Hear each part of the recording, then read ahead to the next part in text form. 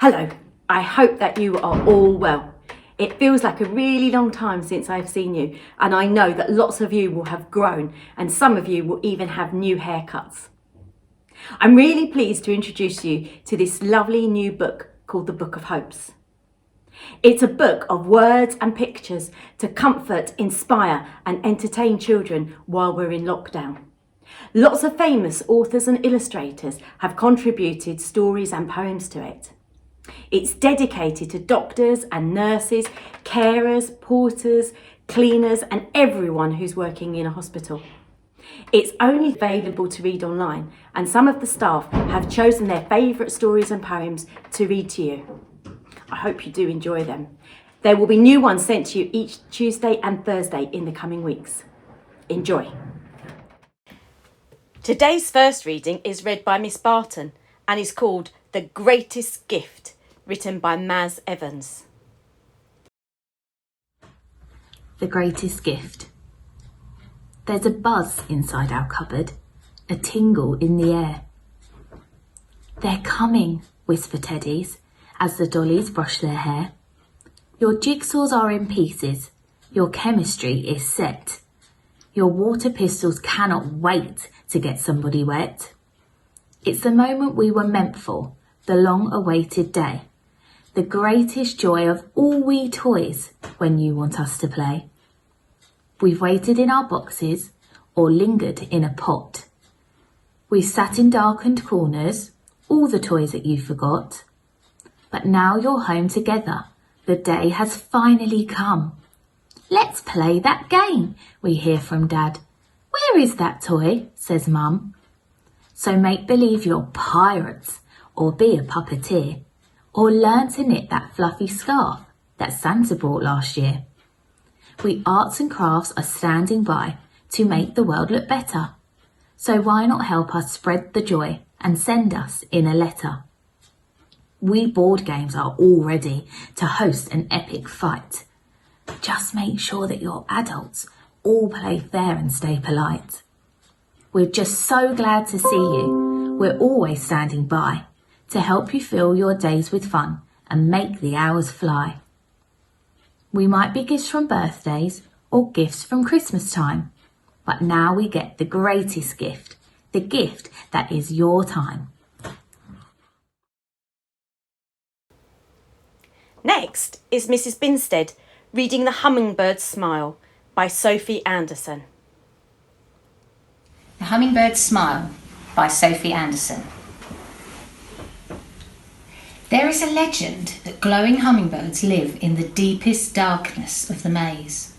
If you find one, the sorrows in your life will just fly away, and you'll smile so joyfully that all who see you will be filled with happiness. Every year, children slip into the maze to search for the birds. Some return downcast, having found only empty corridors swathed in gloomy shadows. Others return with tales of grotesque monsters, defeated by their acts of bravery. None, however, return with the hummingbird's smile. Until she was 11, Nadia had no desire to go into the maze.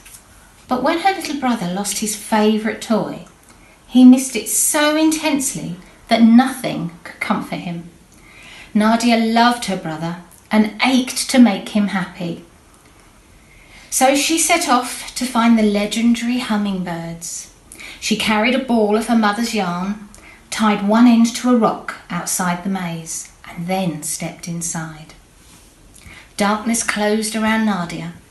Cold squeezed her chest, but Nadia pulled her shoulders back, clutched the yarn tight, and strode onwards. Whispers swished near her feet. Icy tendrils snaked down her neck. Sour scents and low groans slid from the ominous tunnels. The further Nadia crept, the more her heart thumped with fear. Nadia didn't feel the yarn snap, nor did she feel it slip through her fingers. She only felt the sudden emptiness in her left hand. Her tether home was gone. Lost, terrified, alone in the darkness, Nadia crawled on her hands and knees, desperate to find the yarn. When her fingers closed around a strand, she rose, elated. But the piece was just a torn fragment. And yet, Nadia stood in the desolate and dark and imagined how she could use it. Could she weave a compass to point her way home? Could she divine her way with the thread, like a dowser using a twig to find water? Or could she make a snare and trap one of the unseen creatures that pattered by, and then ask for its help?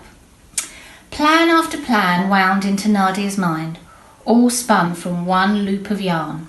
None were perfect, but she kept dreaming, believing that if she did, she would find a way to get home.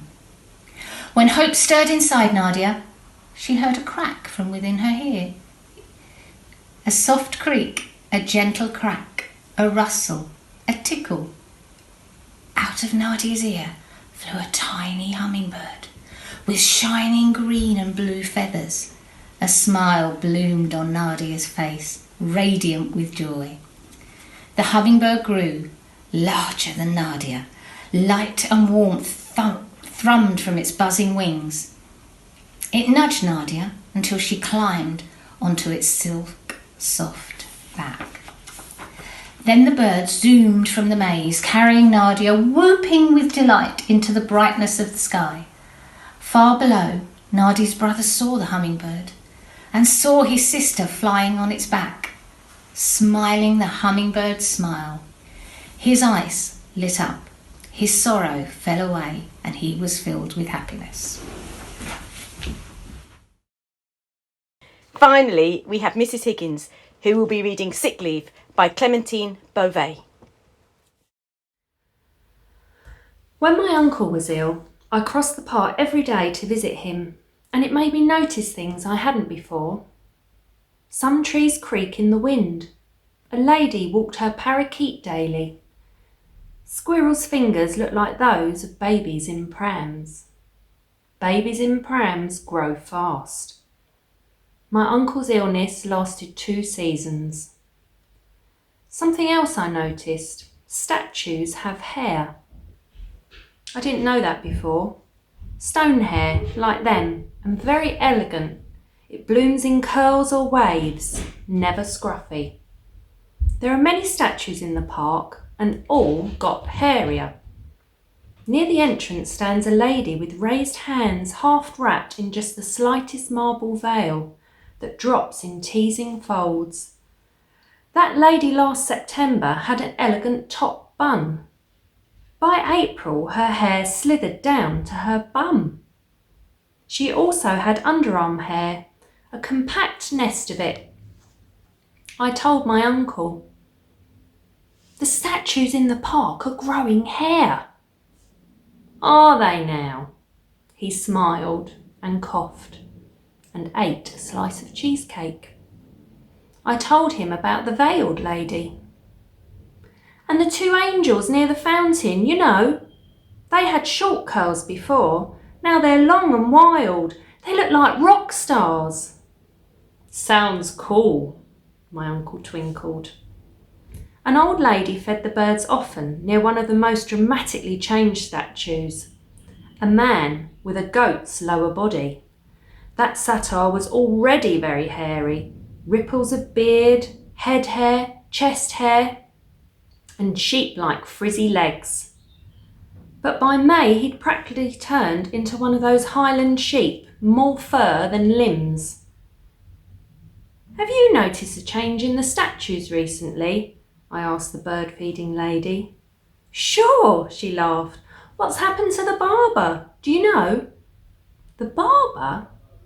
He normally comes every week. Poor statues. It's not as if they could brush their hair away from their faces or tie it up. Some are stuck with fringes that reach down to their chins."